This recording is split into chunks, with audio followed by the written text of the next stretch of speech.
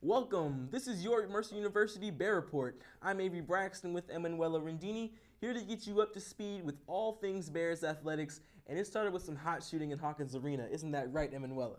That's right, Avery. The Mercer men and women basketball teams have started their seasons off strong. The women opened their season dominating Coastal Georgia 87-48. Linnea Rosenthal, a freshman from Sweden, led the team with 17 points, 2 rebounds, 2 assists, and a block. Rosenthal was lights out from three, shooting 5 for 9 from behind the arc. We sat down with Rosenthal to discuss her transition to playing in America as well as her performance during the game. Well, what was your reaction from your teammates and coaching staff when they realized you had the hot hand? Coach Gardner was screaming, Linnea called for the ball and passed Linnea the ball. I really didn't hear so much from my other teammates. They were of course cheering, but otherwise they were just happy for me. Yeah, of course it's a big opportunity to play with a national team and play against other international players. It's a huge responsibility to represent your team and feel that pressure. And so I feel that I've grown as a person. In the following game at Tennessee Tech, sophomore Kalia Lawrence led the team to victory with a career high of 27 points. Lawrence made 13 field goals and had a season high of 4 assists and 4 steals.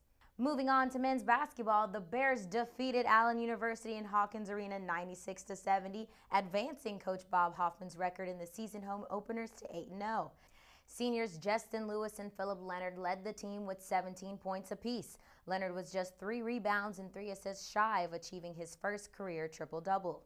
The Bears were also victorious after fighting for their 69-60 win over George Mason on Monday. In a game where there were 9 lead changes, the Bears pulled away late with key defensive plays from Jordan Strawberry. Sophomore Dimitri Rivers started for the first time and capitalized by scoring the Bears' first 5 points. Rivers ended the game with 10 points, 5 rebounds, and 1 assist. The football team picked up a win in exciting fashion on Saturday when they traveled into Paladin Stadium for Bobby Lamb's first trip to Furman since his departure in 2010. The Bears dominated the first half, outgaining the Paladins 214 yards to 34 behind the strong legs of T. Mitchell and Alex Lakes, who both eclipsed the century mark on the ground. The half ended with the Bears in the lead 13-0, and they'd add to that total with the second touchdown pass from John Russ to Avery Ward in the third quarter. The Paladins would storm back, however, with 20 unanswered points to tie it up late in the fourth quarter, but an excessive celebration penalty by freshman Keelan Dirks led to a missed extra point to send the game into overtime. The overtime period would be all Mercer, as Lakes would plunge in the end zone from 2 yards out.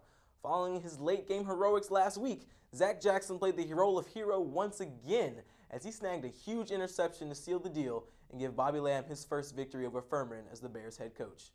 We talked to Coach Lamb about his team and the momentous win. Coach, I think the best word you can use to describe this season is finish.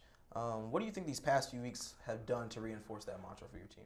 Well, we started early and we struggled finishing games early this year, losing by 1 point, 3 points, and then 2 points. So it was very difficult on the coaching staff, very difficult on our players. However, these guys have come back and played hard every week. They've rebounded. And really, we just stress finishing the game every single day in practice, finish the rep, finish the drill, and it's really paid off because we really had done a nice job in the fourth quarter of the last 2 games. Well, certainly it was an emotional time for me, pulling into the stadium there because I spent 29 years on the other sideline and helped build the program and continue the program along to success. Calling plays and you're involved with the game, you forget all that and it goes away. So certainly it was a big win for us to go there and get that win and come and bring it back home to Macon. That's all we have for this edition of the Bear Report. Make sure to follow us on Facebook and Twitter at Mercer Bears, and be sure to catch us next time right here on ESPN3. Be the bear and bring the roar. Until next time, I'm Avery Braxton. And I'm Emanuela Rendini, and this has been your Bear Report.